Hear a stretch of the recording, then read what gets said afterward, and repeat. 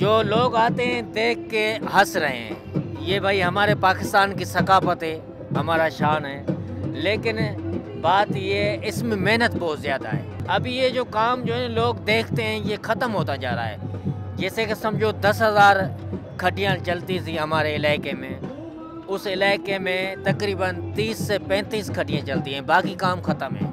जदीद जो मशीनें आई है, जो प्रिंट वाली है, वो हुनर का इतना वैल्यू नहीं है, ख़त्म होता जा रहा है। मैं तो कहता हूँ सिंध गवर्नमेंट, वफा गवर्नमेंट को मैं ये अपील करता हूँ, ये पाकिस्तान की सकाफत ख़त्म न हो, ये ज़िंदा रहे, कायम रहे, साथ सलामत रहे।